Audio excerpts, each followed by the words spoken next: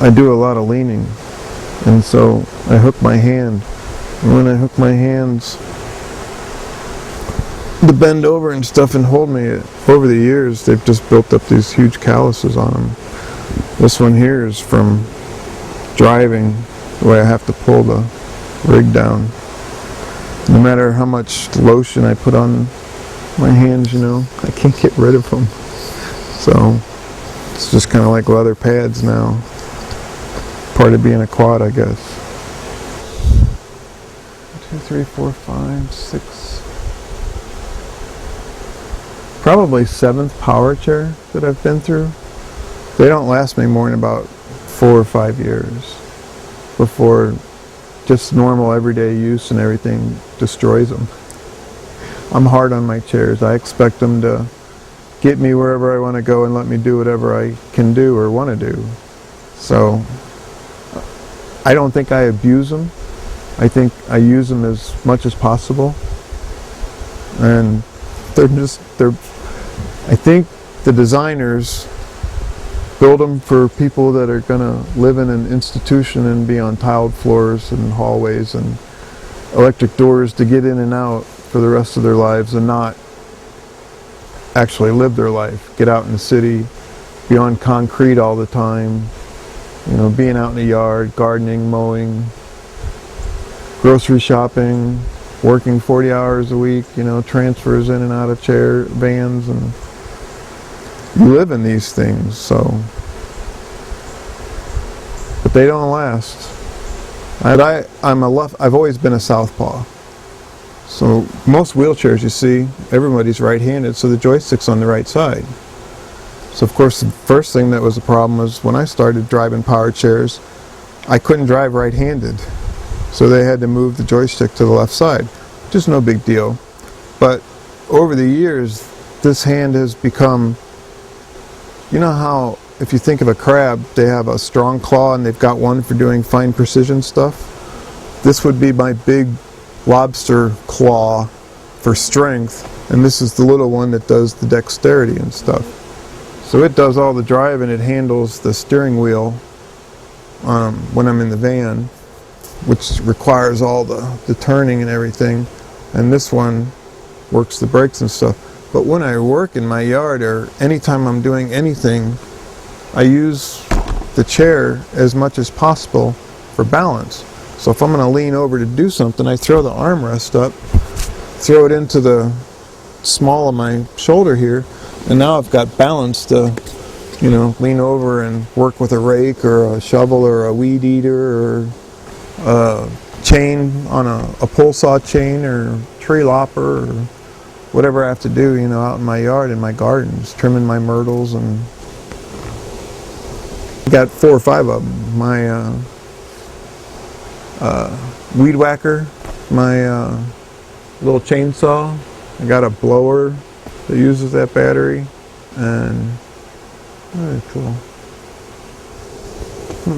Can't remember the other one. Tiller? Mm-hmm. It's no different than using a weed whacker. If I can balance with the shoulder and have both hands free, you know, I can work to hold the switch.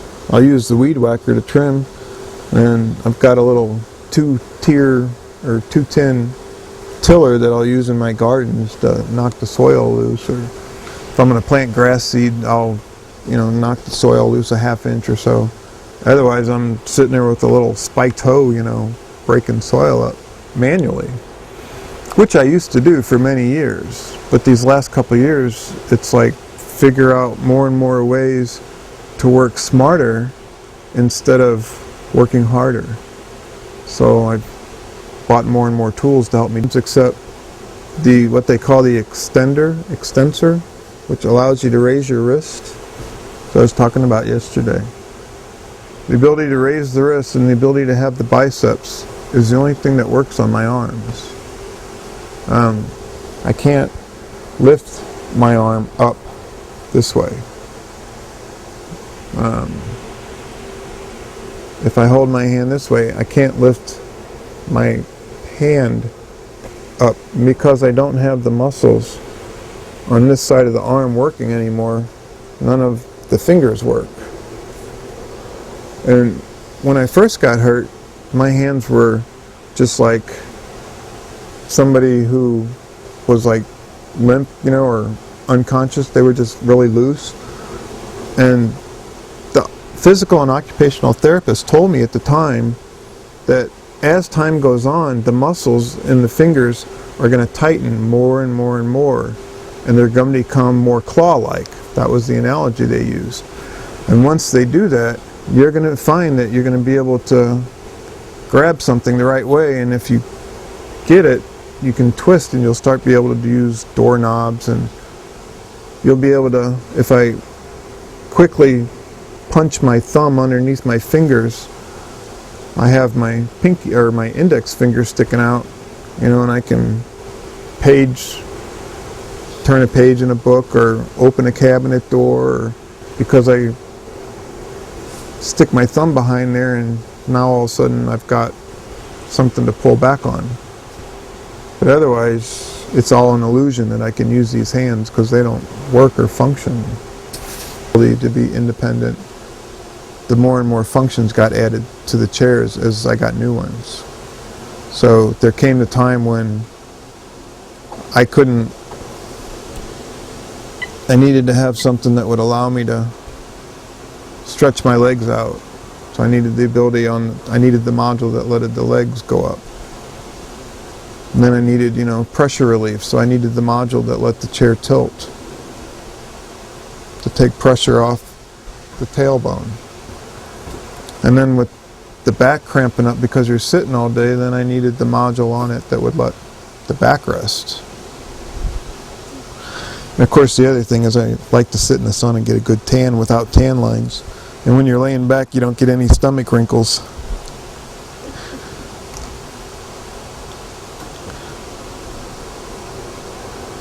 They're a decent chair, but even they don't last me more than 4 or 5 years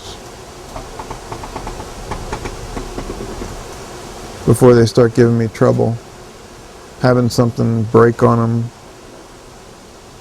Matter of fact, on the way up here, I had to stop in Columbia and get the bearings on my back tires swapped out because me constantly rinsing my tires off from being out in the yard or doing something got the bearings wet, and they're not used to being hosed off apparently. They're not designed that way. And you see how the front tires really have no tread on them at all? Normally they look like a brand new sneaker would. The tread that you see here is just as thick all the way around. It's like a brand new tire. And it takes me about 3 months before they're bald again because I've worn them down. So once a year I have to get a new set of tires on this thing, and half of that year I usually run on bald tires. And the back tires too, they're bald again. Pretty soon, I think it was 2 or 3 wheelchairs ago, I stopped going with inner tube tires because I got tired of getting flats. Flat in a wheelchair sucks because you're like wop wop wop wop wop, but it's your wheelchair, you know, and it affects the maneuvering of it, of course, and all you're going to do is get to a van or somewhere to get to a shop to get your chair fixed because you can't go or do anything. It's not like you just get out of the car, okay, and put a spare on. Who fixes wheelchair flats? Wheelchair shops. You know, there's a whole industry for people in wheelchairs. Sure, yeah. You know, wheelchair shops, van conversion shops. Mm-hmm. Yeah, they do it all. But there's a shop in Columbia where I got this chair because they're an authorized service center for repairing this foreign chair. They're not covered by my insurance because they're considered out of network. And the people who are in network have no certified technicians that know how to use this chair, but that's just fighting the insurance companies over their little rules and regulations about what they'll pay and not pay. How much is a tire? When they swap out a new set of tires, I think it usually runs around $300 or $400. Bearings the other day was 4 new bearings, 2 on each back tire, was $8 for parts. Each bearing was $8, and whatever labor they charged me, I didn't even look at it. I just handed them my credit card, and because they took my insurance card and came back out and said, no, they consider us out of network. This is the new one that I got this year. So I was like, fine. So I'll have to go to the insurance's website, download the form, submit it to them. They're going to send it back to me and say, well, they're out of network. You shouldn't have used them, and I'm going to have to rationalize why I had to use them and why they need to reimburse me, because I do it every single time. No paperwork. But I mean, they know about this company. They authorized, this insurance company authorized this chair to be bought from the company that I get it serviced from. And for the first year, they authorized, because this company comes to your house to repair. You know, if they're going to be in the area, and they were always down the Charleston area once or twice a month, so I could schedule repairs.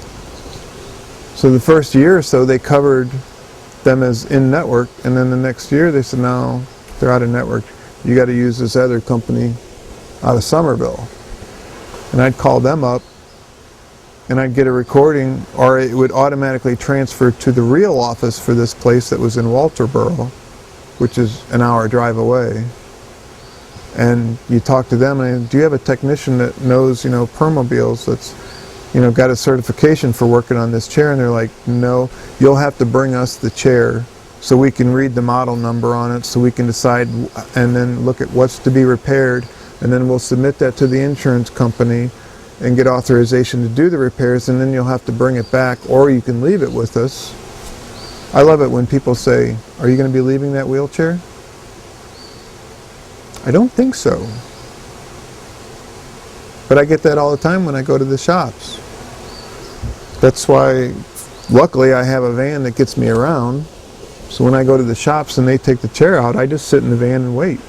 However long it takes for them to fix my chair or do the repairs, because I can't go anywhere without it. And when it seriously breaks down, I stay in bed and wait for it to come back home, and because I don't go anywhere without it. And you can't afford to have 2 of these things around. Yeah. They have a decent charge on them when the batteries are good, but it all depends on what I'm going to do that day. And what did that chair cost? This chair was, with all the modules and everything, it was $33,000. What was interesting was when I got the paperwork back from the insurance company about 8 months after I had gotten the chair, I bothered to open the letter and look at it, and they had billed. You have to understand that the main health insurance companies don't deal with durable medical equipment. They subcontract out to another insurance company that handles what they call DME, durable medical equipment. So you always have to go through an intermediary, whoever your insurance company has chosen, your HMO or whatever it is. The DME, the durable medical equipment company, they're the ones that decide who you can go to get service done. So you're fighting 2 companies usually when you get these things. Anyway, I got the bill for this thing from the durable medical equipment. They had billed my insurance company $49,000, and my insurance company had paid it. And I went, I know I didn't pay a dime for this chair. My insurance covered every single bit of it because of the job I had and the coverage I had. There was no deductible. I didn't pay a penny out of pocket, which is really nice, because that's a big chunk of change for something like this. And there was no government program or anything anymore because I wasn't in school. And they just somehow overbilled it. And they overbilled it. And I called the insurance company and said, I have a bill from the company that I actually got the chair from, and they billed the durable medical equipment company $33,000, and the medical equipment company billed you $49,000. And I called my own human resources department, and there was a big stink about it. They did an investigation, and the DME company came back and said, "Oh, we just made a mistake," and resubmitted it for 33. And but if I hadn't caught it, nobody would have. And if I hadn't said anything about it, nobody would have done anything about it. And the company would have made an extra profit on top of. And I don't know where they got that figure from. It was crazy. Just another idiot thing to deal with.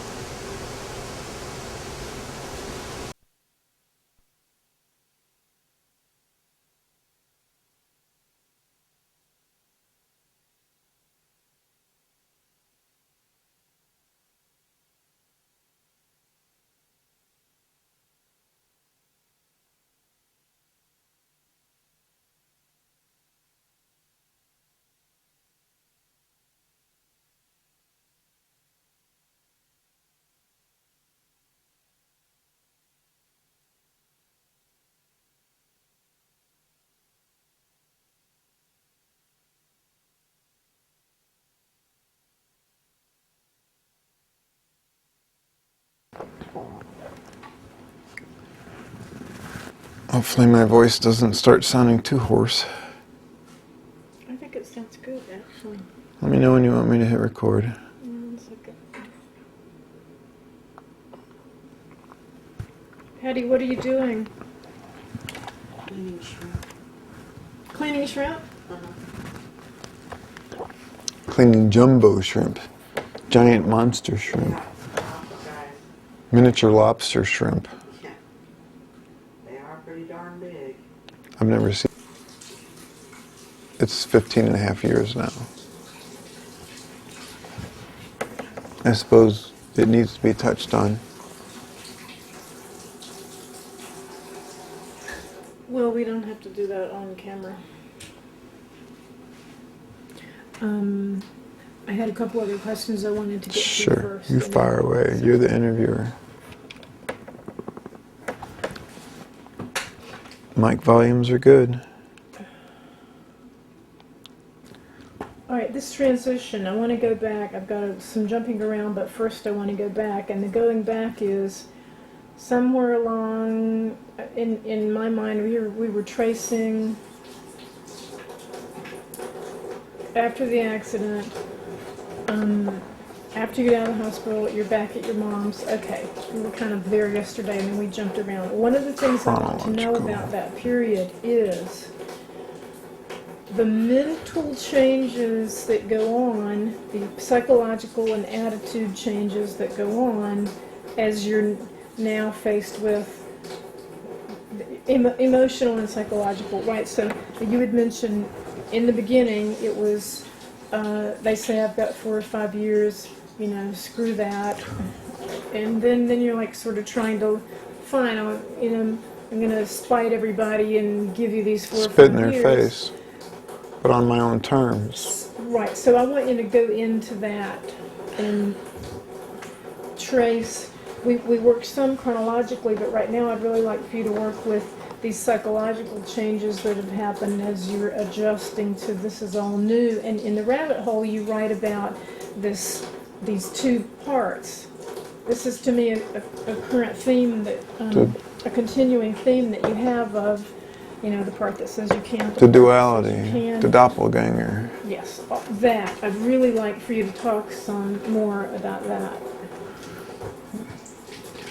Well, I think I went into this yesterday.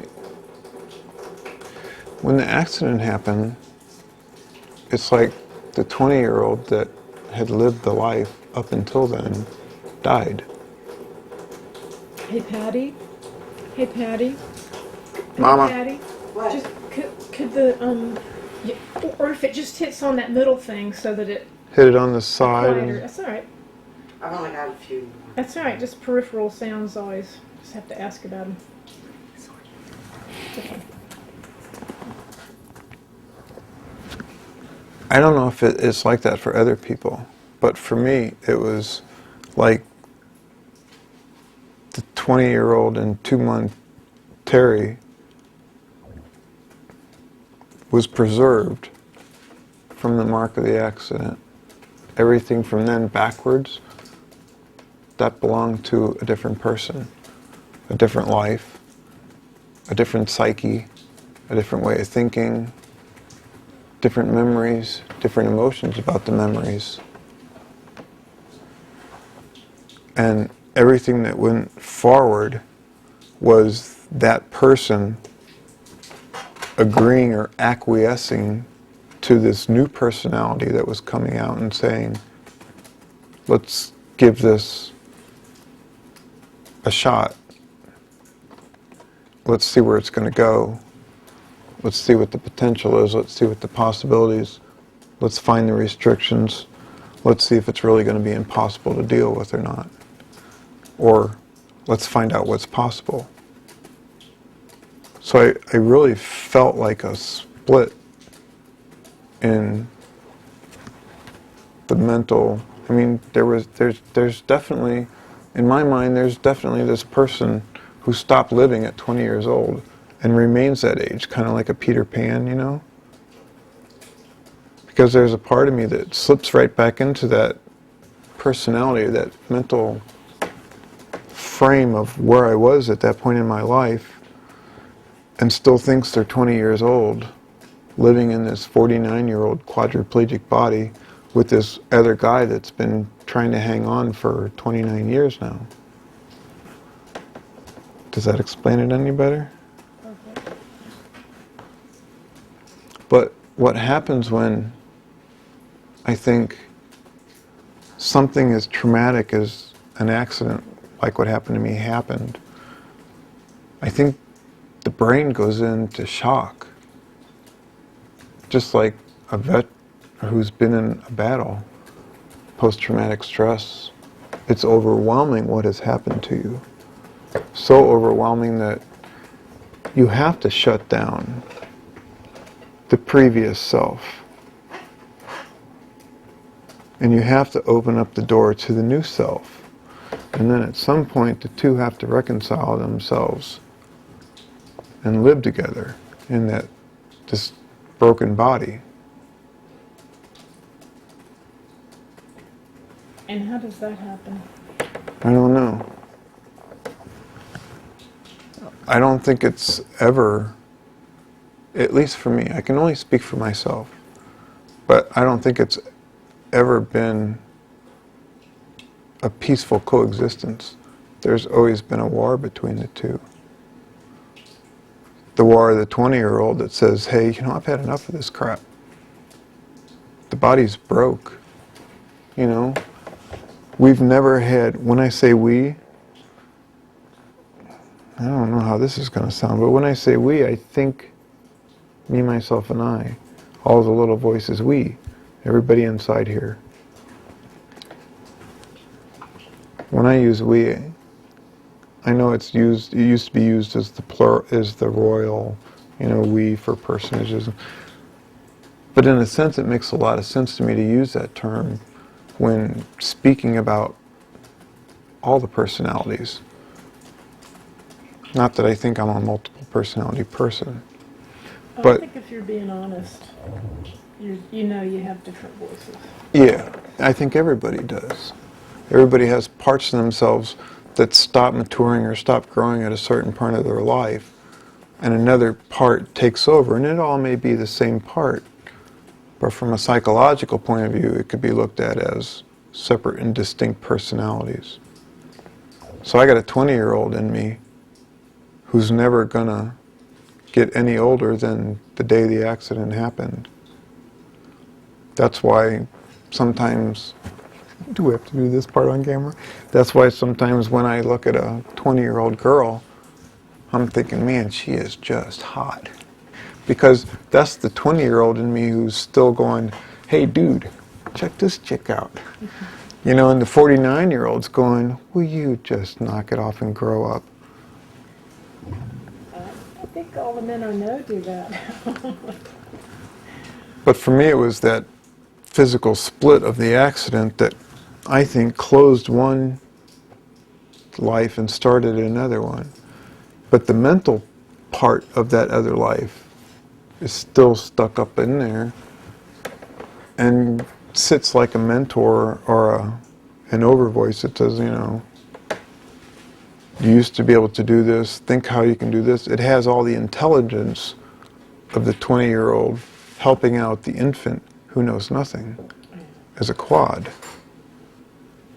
But the quad's telling, is just like any defiant child, is telling the other voice, let me figure this out on my own.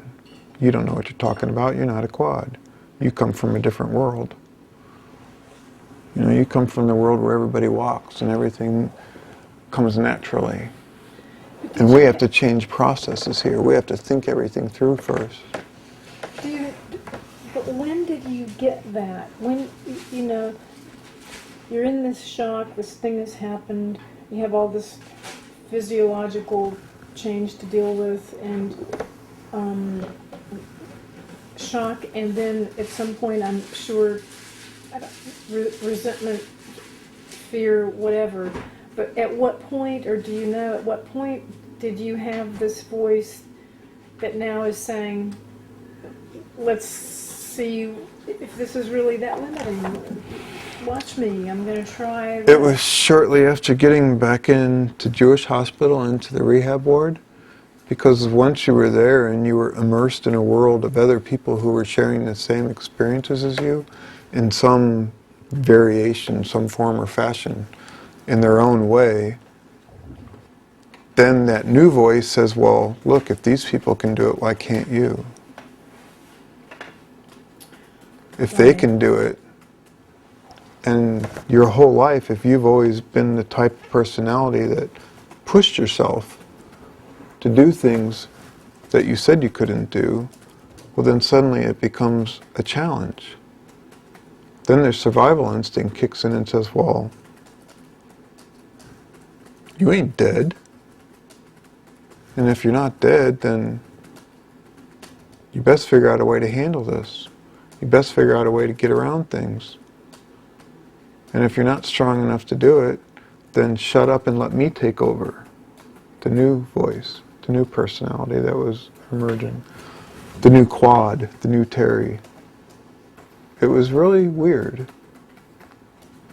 Because I swear, that 20-year-old Terry, like I was saying yesterday, switches back and forth flawlessly between the 49-year-old Terry, the quadriplegic that's lived 2 lives and knows the full spectrum, and the 20-year-old who never stopped.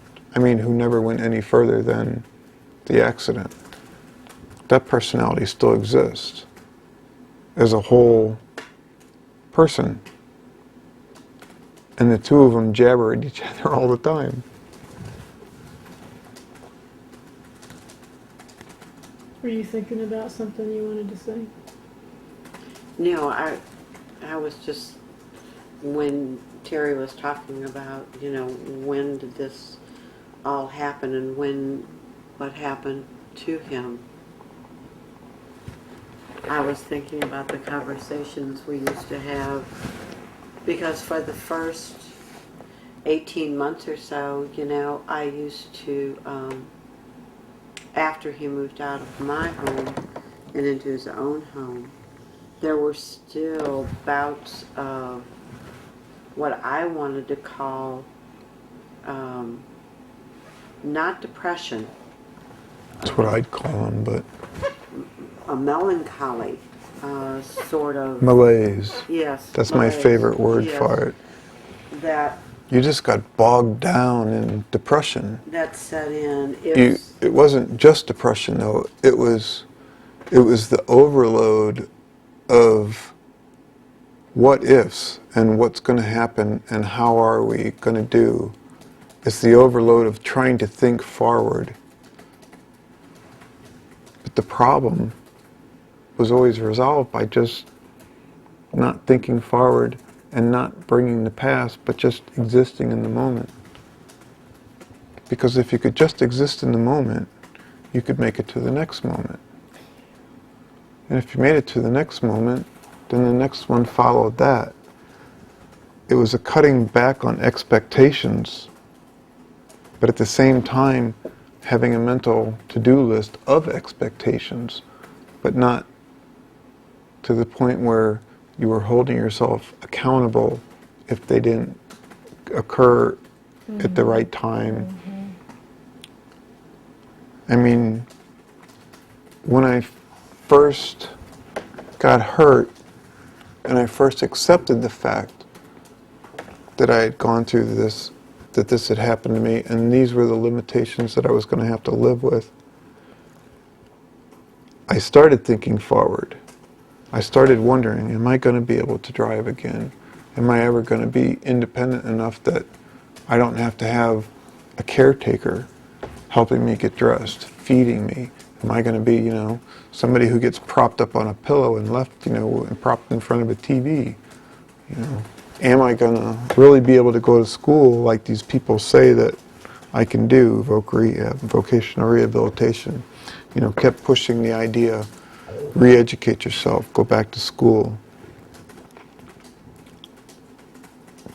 There's that part of the psyche that looks forward, and there's the other part that says we can't look too far forward, because all we got to do right now is get from this moment to the next moment and not fall over doing it. Yeah. Well, and that's what I started to say, Tara. When you moved out of the house and wanted to begin your success story as an independent person again, to me,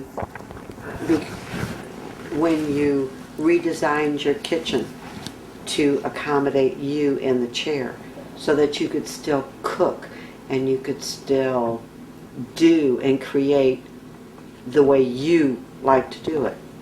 And something would happen, a gravy would spill or something hot would hit the leg, and you would need to call and say, Mom, you need to come over and take a look at this and see what we can do. And Mom's talking about after I redid my kitchen, yes, I was making a pot roast, a quadraplegic now. I'm cooking a pot roast, and the thing was beautiful, came to the right temperature, and I was bringing it out of the oven, and the liquid in the pan unbalanced me, and it tipped, and when it tipped, all the hot juices hit my pants leg, ran straight down into my tennis shoe, and landed right below the ankle bone, and all those hot juices just burned the foot. 3rd-degree burn. yes. Faster than I could put the pan down and pull my leg up, rip my shoe off, rip the sock off, and go, shit. And when he called me and said, Mom, he said, I've had a little bit of an accident over here. He said, if you could come over and maybe look at it. He said, I don't think it's real bad. He said, but, come on over and look at it. So I said, all right. So I did. Well, those kind of incidences usually ended up with me staying many, many, many hours. Not to care for the wound, not to care for, or put the pot roast back together again, because he's I dropped it on the floor. Excellent cook. And I will get to that part later, what he did for me and his grandmother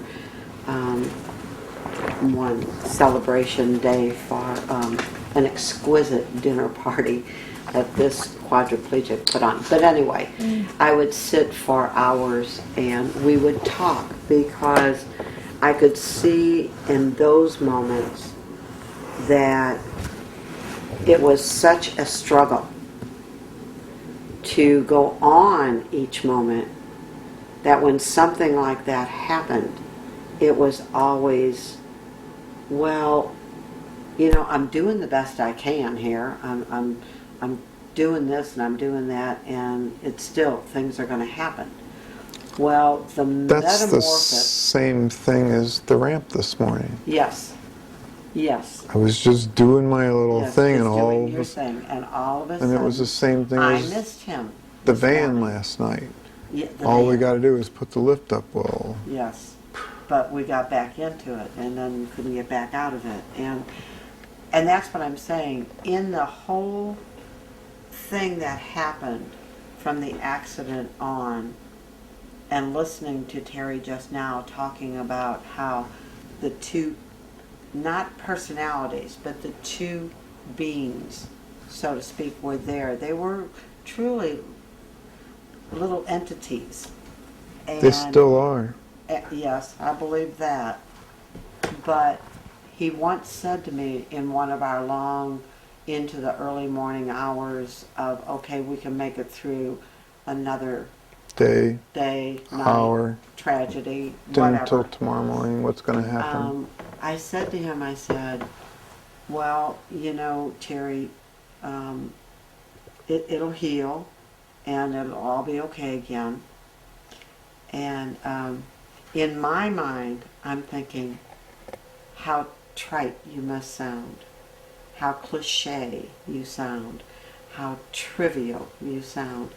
But Me or those were the you? only tools I had to work with also, You sound. You was felt you sounded trite always. and trivial. And Terry said to me, I said, well, Terry, I said, do you ever get any peace anymore? Is there any peace anymore? And he looked at me and he said, you know, Mom, he said, every night I go to sleep and I can run and play, and then I wake up and it's all right here. So that part's hard. And someone once asked me, I have a really dear friend, I'm sorry, I have a really dear friend who lost her daughter at age 30, a week before her 30th birthday. Very, very sadly, because it should not have happened. They thought she had the flu. But anyway, she lost her daughter. And about 3 or 4 years after Tracy's death, my friend Celine looked at me and she said, you know, I really don't know which is harder, losing Tracy suddenly or watching someone struggle like Terry and know you're going to lose him at some point. And I said, well, you know what? When Dr. Rutledge looked at me and said, enjoy him, because you're only going to have him 3 to 5 years, I looked at him and said, you know what? God and I don't accept that. So it's just the way it is. It's just the way it is. But And how many years has that been now? Since he told you there were only 4 or 5 years. it'll be 29 years this Friday. So I tell everybody that says, well, you know, this is wrong or that's wrong or this is wrong. And I say, nobody knows. Nobody knows. You take it every day and you just do it. Because you can do it. And I knew that the character that was inside of my son would emerge. And that strength that was in him would always bring him through, no matter what. And it has. I cannot possibly, there are not enough words in the English language or any other language for me to express my admiration,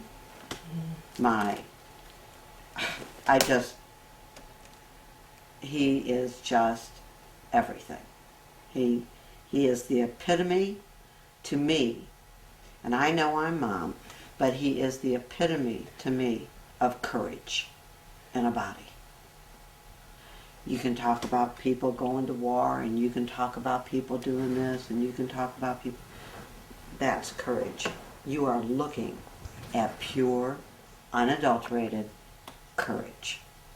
So when I say that, nobody messes with him, if I'm still on this green earth, nobody. So that's what I have to say.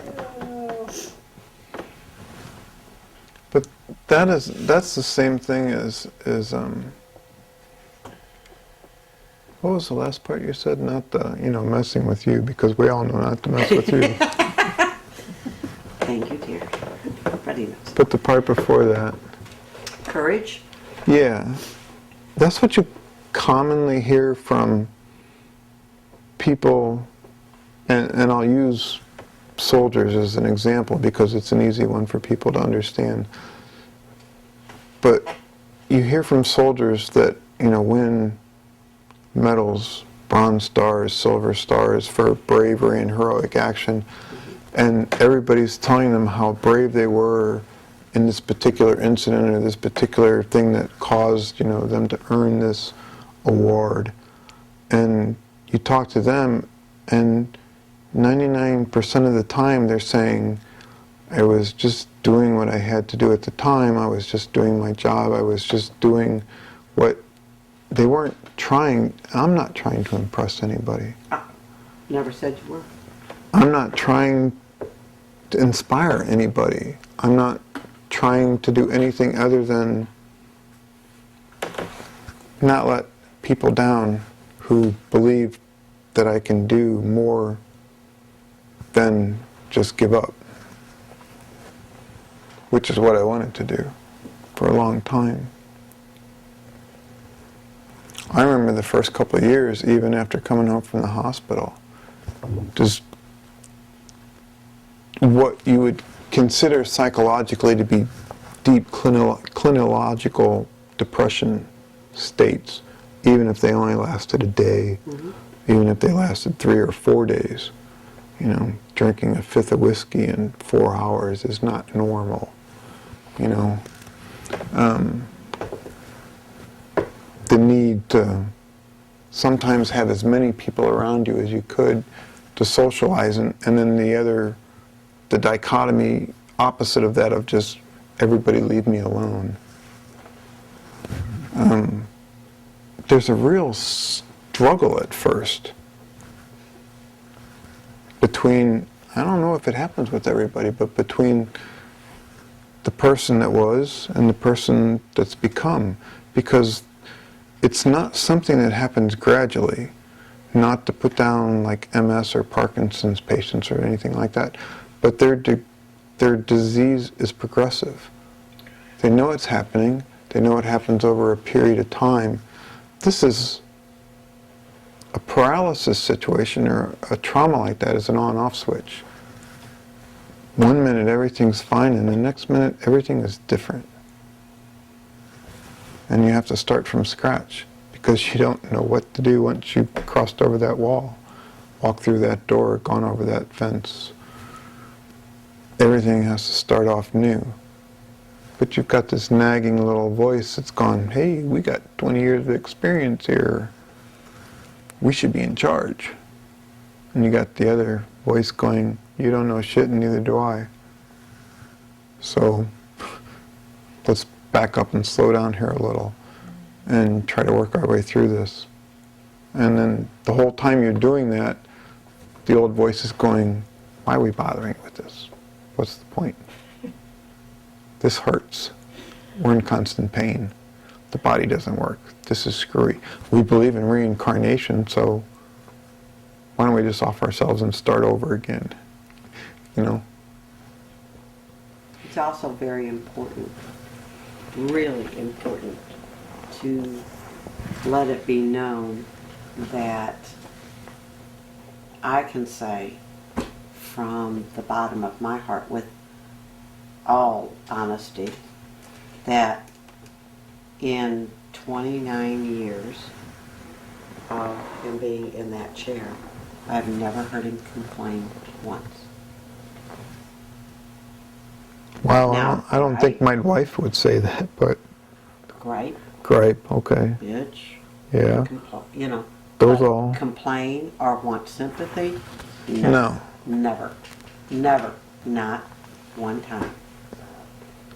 So to me, you know, as Terry was saying, I always equate it to the policemen and the firemen and the people who, you know, knowingly put their lives out there to protect us and to give us a wonderful, you know, way to live. Yes, they are courageous. But it takes an enormous amount of courage to go day to day in that wheelchair. And whenever I'm working with the younger set and doing some training or whatever, they'll come in a week after they started. Oh my gosh, you know, oh my back hurts, I didn't feel good, and maybe I should, you know, I need to call out, or maybe I, you know, and I'm thinking to myself, always, and this is honest, I'm thinking to myself, I wonder what you would do if it took you 20 minutes to put your socks on. Every day. Half an hour. Now, it's gotten faster, but it used to take a lot longer to get dressed. I wonder what you would do if you dropped a penny on the floor, or a toothpaste cap, or whatever. And I always want to go, listen up, wake up. This is reality. But you You are so lucky. have no But- clue when you're in But that you stage. And you're correct. Because you accept it all and you take it for granted. Exactly. I did the same thing. Of course, we all do. We all do. We all do. But you still want, when you hear it, you don't say it, but you're thinking. My thought process always goes to the same thing. You know, what are you complaining about? What are you? But Mom, I do it to myself as well. When I start thinking, oh, poor me, oh, my back hurts, oh my God, you know, I've cut the front yard and the backyard today, I'm going to be hurting. And I'm thinking, as soon as I think, you know, I start going into that pity part, then this voice comes in and says, look, idiot, you're the one that did it, deal with the consequences. There are people who are worse off. Things Yeah. can always be worse. Stop complaining, buck up, shut up, and get on with it. But your grandmother, that was one of her favorite lines. When I would be complaining about, oh my gosh, you know, 3 kids and da da da, and I got this and I got that, and oh, woe is me, poor little Patty Lee. And she would just look at me and go, Patty Lee, it's real simple. Everyone is entitled to an I feel sorry for me party. You just don't make it last more than a few hours and get on with it. Yeah. So, I mean, even right now, I can hear her right now going, excuse me, this is June. Get going. Be productive. Find somebody to help. Do something and quit thinking about yourself. I'm not, You can hear her, can't you hear her? no, I mean, The this, little 5'2" Italian? yeah, but it's the same philosophy that she buried into you that you buried into me. Well, then let's blame Grandma. I'm not blaming anybody. I'm Kidding. saying I'm that being facetious, dear. I feel guilty myself if I don't push myself as hard as I can to do everything that I can given the time that I have. That's right. That's why even though I'm retired now, even though I know and I can see that the cycle of the quadriplegia is gone from weak to strong to really strong to being very independent to being very productive to being a good model citizen, and all of a sudden the clock is winding back down, just like the cycle of life starts out baby, growing stronger, teenage, more knowledge, older person, retired, growing weaker, growing more feeble, that sort of cycle. Now, I've got that in my head all the time, that you only got so much time, quit bitching and get the things done, even if they're trivial, idiotic, stupid things that just get you through the day. Because if you don't do them, you're letting the people down that believe you can do them. And I do believe you can do them. I know, I wish you'd quit. Because if you'd quit, then I could just let go. So did you have that before the accident? No. No, the accident brought so much introspection because you become a prisoner of your mind. Yeah. Especially those first months when you can't do, you can't move, and all you can do is you're literally a prisoner in your own body, waiting for somebody to come along and either move the body, maintenance the body, clean the body, dress the body. But the whole time there's nothing wrong with the mind. And the whole time the mind keeps going. It doesn't let up. At least mine doesn't let up. It doesn't just, fade into TV, tune out, whatever you want to call it. So what do you do with the part of you, like some people would then start to question, is there a God, and if there is, why did God let this happen to me, that kind of thing? I got over God before this ever happened. Well, when I say I got over God, I don't say this to insult anyone in particular, because I really make it a point not to judge and not to offend other people. I think it's important. I don't want them to offend me, so I don't want to offend them. I don't want to challenge their beliefs or try to dissuade them from how they feel. So, I hate to do this, but what was the question again? Just some people would say, is there a God, and if so, why did God let this happen to me? I never felt that way. I felt somewhere in between giving up on the Roman Catholic Church and Christianity, not necessarily Christianity in its morality, but Christianity in its orthodoxy. Giving up on that, looking at being in college, studying religion, studying other religions that I'd never studied before, studying Hindu, studying Buddhism, studying Islam, and seeing all the different ways that the same story is being told, I saw no need for God. And I didn't have a problem with this because for some reason I felt, on the other hand, reincarnation made a lot of sense. The fact that you have a soul made a lot of sense. What I had the problem with was mankind, quote, quote, unquote, definition of this persona, personality, God, as opposed to something else. So I just dropped God from the vocabulary as far as referring to an all-knowing, omnipotent being. And I replaced it with the fact that if people can have a concept of a God like that, and the Bible says that we're created in God's image, then that means each one of us is a God. Each one of us creates our world. Each one of us affects those we interact with. We don't need Him, if you want to use the vernacular that everybody uses, because everything that's there is within us to be as close to that ideal as we can get to, or aspire to. But I never felt angry at anyone. It was just something that happened. I don't know if that makes sense or not. But there was really no reason to be angry.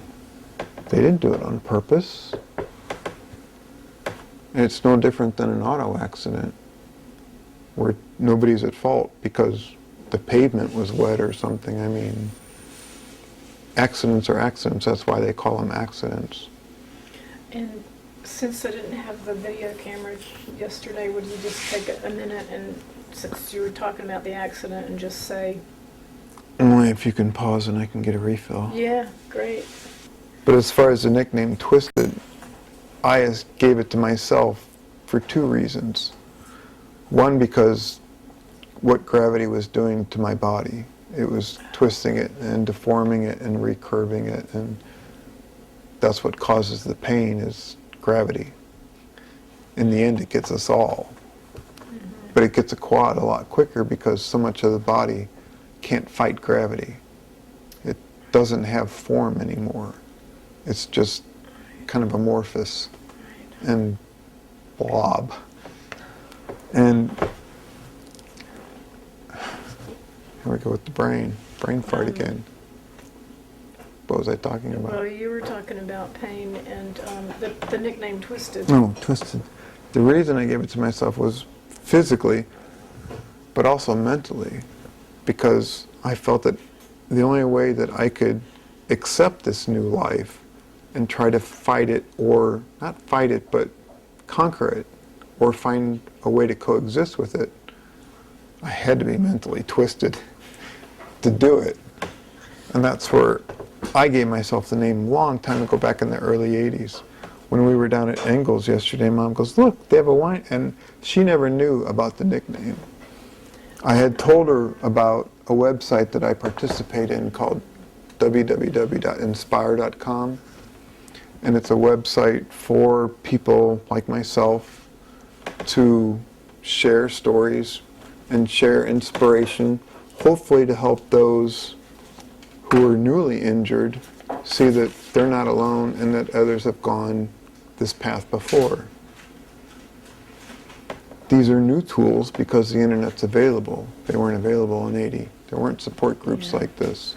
This is an online community.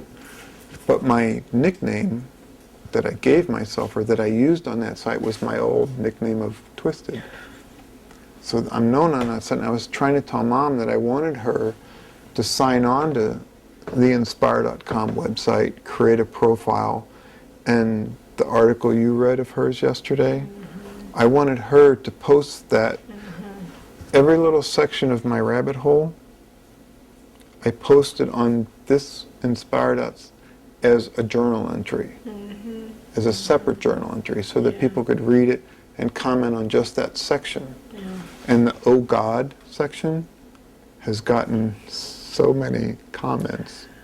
And I wanted Mom to log in as Twisted's mom and post that as a reply to her own son's comments. I didn't think it was And- enough to read. Yes, it is. Yeah, do it. But that's why I told her, that's why she found out my nickname was Twisted, that I had given it to myself. And then when we were down at Ingles yesterday, she saw this bunch. She goes, oh, look, here's your wine. I said, well, get the Merlot, and we'll give it a try. The Twisted Merlot. Yep, the Twisted Merlot. So you mentioned the accident. We were talking about God, and I was asking, did you blame God? And you were saying it was nobody's fault. No, So God's irrelevant. God was never in the equation. So for why don't me. you take just a minute while we were at that place and say, Which was a little difficult, if I can interrupt for a moment, because not only did they send social workers around, neurologists around, pulmonologists to you, they sent priests, religious, you're religious. is this in the Jewish hospital? Yes. Okay. But still, they would, they ask you, what are you? Catholic hospital. You say you're Catholic, or they know you're from a Christian background, so a priest comes around and offers, do you want to talk? And I'm like, go away. I stopped needing an intermediary a long time ago, and if I want to talk to God, God's within me, I talk to myself. what you all think of as God. God doesn't exist as this ephemeral, external. God's inside. It's up to us to manifest the concept that we believe is God from ourselves into the world to make it a better place. Mom will keep saying that I believe until the day she dies, even though I say I don't. But that's why we've had so much fun the last couple days over the dichotomy of me saying I don't believe in God, yet I pull up Leanne Rimes and say, this is one of my favorite songs, Amazing Grace. And Mom just stops and looks at me and goes, I'm going to slap you silly, boy.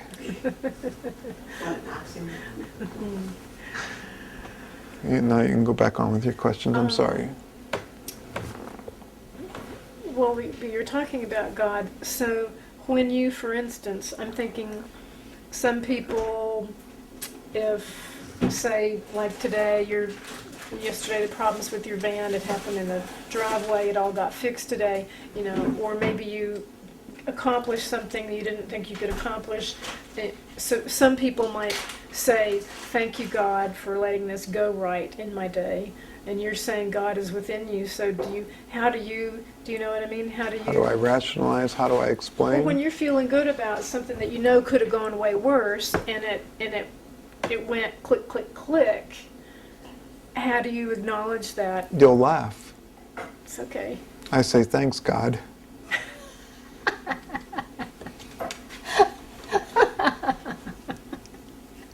I love you. Okay, that's good. I told you, you'll laugh. I know. Because I bargain with them all the time, just like everybody else, but I don't believe in them. Yeah. And I don't acknowledge them as the Christian faith would acknowledge a God. Yeah.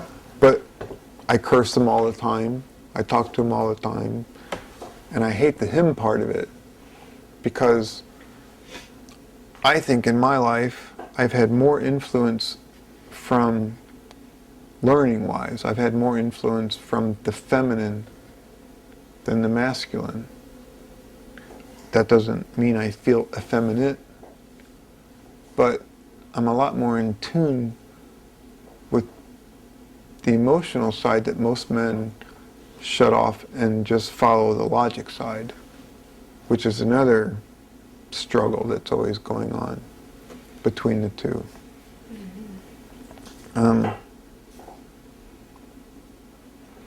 Yeah, that's good. I'm going to lose my train of thought a lot That's now. all right. That's good. So because I didn't have the camera yesterday, and we have it today, we're getting a lot of really good, pictures about your life on And camera. my Smurf hat. I wanted. It's kind of. Let's get it off for a minute, just so that y'all can see I'm bald and have no hair and I'm old. And I trimmed my beard this morning so as little gray as possible would show. That's good.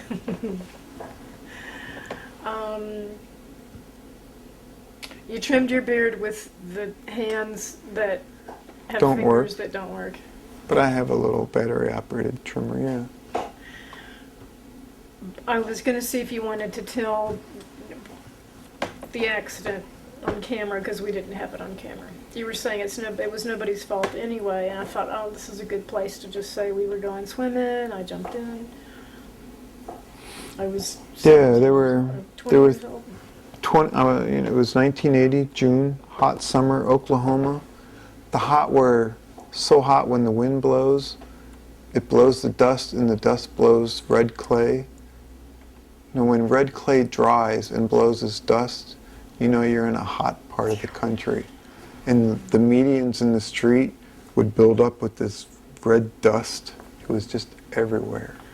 You think that, North Carolina, South Carolina have the red clay and everything. You haven't seen anything until you've seen Oklahoma, and you've seen the red clay when it's dry. And it's just flying around. But 3 of us had the day off, or had nothing to do that day. So we went to the public pool and went swimming. Swam most of the afternoon. It was hot. It was June, but it was already feeling like August, St. Louis type August, hot. And out in the Panhandle, or near the Panhandle, Texas, Oklahoma, it was very, very dry and very, very hot. And rain was scarce. And there wasn't a tree to be seen. When I was working on the oil rigs, you'd get a break for 20 minutes or so, and you'd climb the 75 feet or so to the crow's nest, where the top gear, you know, was going down to turn the drill bit. There's a little bitty crow's nest, a little landing up there. You can go up there and have a cigarette. You can see as far as the eye can see, and there wasn't a tree as far as you could see. All it was fences and fence posts and horizon, flat. And storms that were, you know, 15 miles away, and lightning coming down. I used to love it up there on the breaks.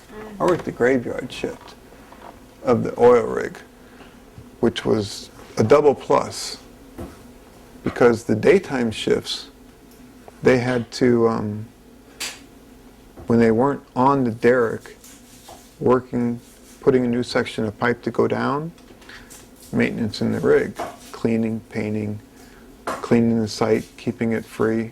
But if you work the graveyard shift, it's too dark to do any of that. Plus it's cooler. Plus it's cooler. So all you had to do was every 45 minutes or so, you had to show up on top of the derrick to switch out a new section of pipe that was going down. And then you had, you know, time until the tool boss, or the whatever he was called, tool keeper, the boss man of the crew, you know, would signal everybody to get back up to change a new section of pipe. There was very little maintenance for the night crew to do because it was too dark to do. So you got to do a lot of star searching, and that was one of my favorite things to do, was stare at the night sky. I used to love it. And being out in the Panhandle, no city lights or anything, blackest sky you could imagine. You could see forever. The accident in itself, though, was the day that, you know, 3 of us had off and went to the public pool. Swam all day. Had a great time, had a great day. Sat around the sun, got too hot, dip in the pool. Got to be around 5-ish, figured we needed to be heading home. And, you know, the question was posed, anybody want to go back in, you know, for one last dip? And that was the way it was posed, too. One last dip. Me and Ron both stood up, yeah. I went off the diving board first. It was a low board. Dove shallow, pulled a U-turn underwater. I was always a good swimmer because I had so many lessons as a child. I was a fish in the water. I loved the water. It was like a second world. Could hold my breath almost 5 minutes. I could stand there a long time. I loved being underwater. Excellent swimmer. And pulled the U-turn and was coming back to the side of the pool where my other friend that didn't want to go in was sitting, and we had been sitting down by the deep end, and Ron was going to go off the diving board behind me, and decided, one, he's going to scare me by doing a can opener right next to me, the kaboom in the water, you know, to give me a little ha-ha, get my heart going. But the other was to get the guy sitting on the side who didn't want to come in, to get him wet.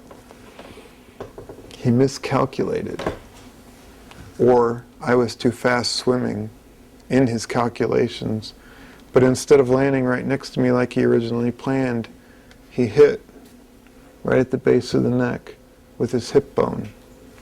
He had the one leg tucked into the can opener, the cannonball position, not the cannonball, it's the can opener. Can opener, you tuck one knee and keep one leg straight. Cannonball is when you tuck both knees. He came down with the hip that was tucked, which carries the most weight because your arms are holding it. Came down right at the base of the neck. And he really, literally, he shifted my whole neck forward and down, and then it snapped up and back in place. But the instant he hit, all I remember was impact. That's what my brain said to me, impact. And then everything just went black. And I don't know how long it stayed black, because all of a sudden it was like somebody flipping a switch and the lights were on again. And I was processing You know, the mind's like, it was like a reboot of a computer. And the operating system was going diagnostics, diagnostics. And the first thing the brain said was, we're staring straight down at the bottom of the pool. We are moving upward somehow. The toes are pointing straight down. They're not responding. Oh gosh, we're paralyzed. Oh shit. And about that time, I broke the surface of the water, and Ron was pulling me up by my left arm.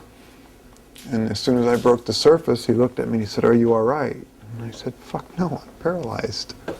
And it was weird because it was like this instant realization. You just knew. I don't know how I knew. I'd never been paralyzed before. I had no concept of being paralyzed. But I knew instantly. The body doesn't work anymore. I'm paralyzed.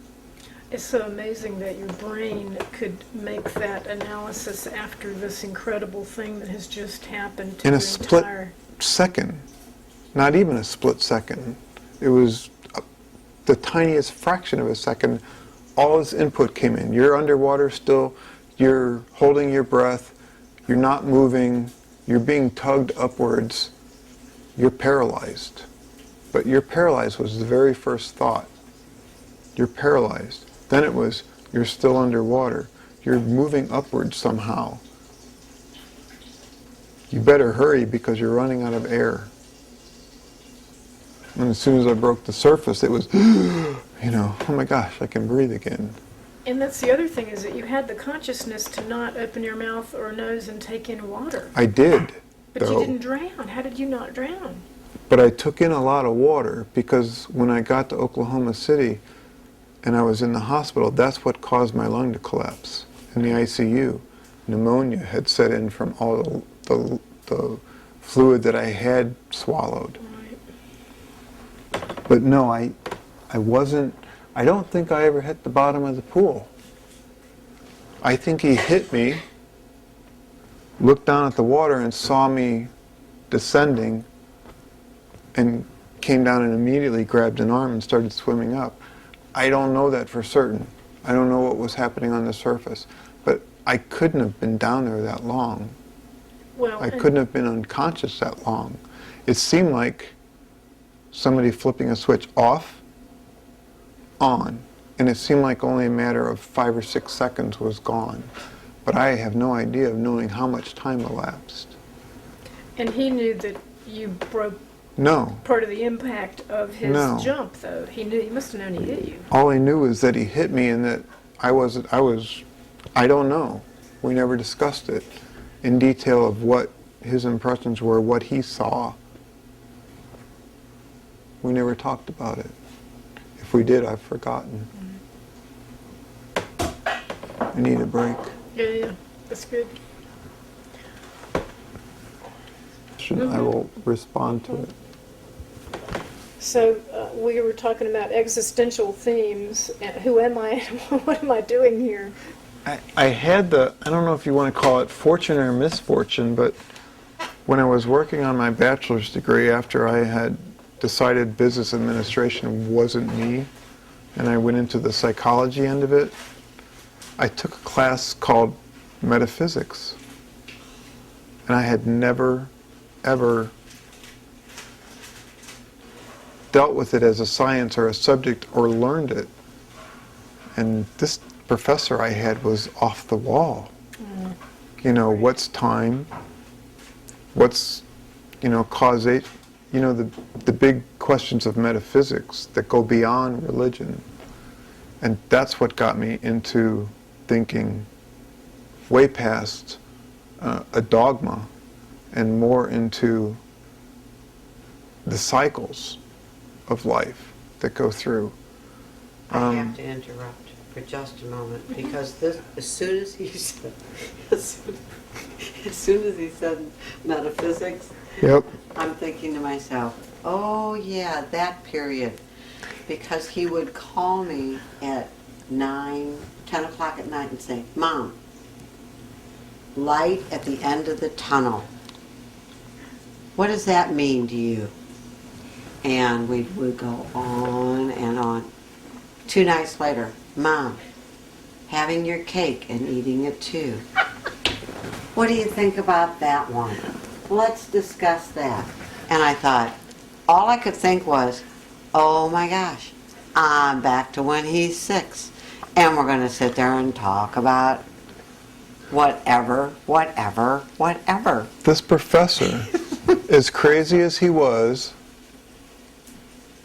the first professor, or the first person in a long time, that challenged my intellect to go places it had never gone before and think about things it had never thought about before. And the book for the course was no more than, I swear it was no more than a 1/4 inch thick. That was the whole semester's textbook. Wow. But it was so full. The different themes of metaphysics, the ontological approach, I don't even know if I can remember them all. But one of the papers I had to do was define time. And I know I wrote a crappy paper. I did the best I could based on his lectures and based on the book and everything, but it was a college paper. It was a regurgitation and a reinterpretation of things. But 10, 15 years after college, these themes were still churning in the back of the head, and they started making sense. And I started defining, and there were several times where I went, I wish I could find that professor and go back and say, you know what? I know what time means now. I know the causation and effect. You want my opinion on it now? Now that I've had decades to absorb what you threw at me in 12 weeks?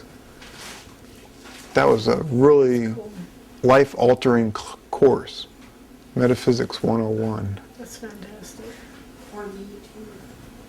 Yeah, that's fantastic. I love that. I love that. I saw only the one my mother reminded me about. It was a quote I said a long time ago. Mom, are you in the middle of cooking and can't get away? What do you think? Kinda. You don't have 2 minutes, do you? What was the reason I said everybody's handicapped? They just don't. Oh, I wrote it down. It's in my thing. But the Everybody. circumstance. We were talking about people acknowledging, You were transferring me into a chair Yes. or into the car and in and out. and we were talking about acknowledging and how you become aware of people's handicaps. And you were frustrated about something, and I said, but Terry, I said something about not everybody understanding handicaps. And you just looked at me and said, Mom, everybody's handicapped. They just don't know they are. Once they finally realize it and acknowledge what they have in their lives, then they can go on too. They're no longer handicapped. They're no longer handicapped. Yes. You wrote that on, yes. Remember that? Yeah, say something more about that. Once you realize you're handicapped, you're no longer handicapped. Once you accept the circumstances, you move beyond them. I don't know if that's the same thing.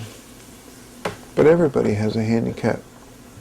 Whether it's how they hide from the world, how they hide themselves from other people, the walls they put up to protect themselves. Everybody has a handicap. Everybody has something that either motivates themselves to control and hold in, or to let out and give. And a lot of people, most people, hold it all in because they don't understand. But the more you give out and the more you let go, the less baggage you're carrying around. And in a way it's jealous, or not jealous, it's selfish, because you're dropping baggage along the way. And somebody else may pick up a suitcase or a briefcase now and then because it pertains to them. And in a way, there's a little guilt associated with that. But the less you leave behind, the easier it is to go forward because there's less of a burden to carry. I can't go any more than that. That just sounds too pompous. I'm sorry, I was about to crack up. I had to turn it off. I was like, who the hell am I to be giving advice like this to anybody? Microphones, please. Okay. I'm sorry, I almost lost it. That's hilarious. Yeah, I thought so too. Who the hell am I to be saying this to somebody? Yeah, to me, that's not the hilarious part. All right, we got one. Please excuse me if I have a bad breath. Oh, no, not at all. I'm sure mine's... No. Let's see, what do we have here? Right. Okay. And I know this is taboo. Yes. Oh, I have to tell you that you struck me when you told me your age because you look to me younger than that, but Everybody tells me that. But I'm 55. about where I thought you were. Yep. Oh, yeah. I said 48. Oh, thank you. I did, didn't I, Terry? Yeah, and you said she's your age. But she's more your age, Terry. 48. You're a beautiful soul. Thank you. Oh, well, I got to tell you, when you, a lot of people query me and send emails and say, oh, I'm Sure. thinking, I'm and sure you thought that about me at first. well, too. no, I mean, and then sometimes it'll be months later, and I'll hear back from them, and they're ready to do it, and then sometimes I never hear from them. So I'm just trying to treat everybody nicely, and But when we talked, and I realized that you really wanted to do this. I called you back that one day? Yeah, when you called me, I just thought, oh wow, I am so honored to be part of this. Yeah, I kind of thought of this. I'm cursing this woman. She's going to have to deal with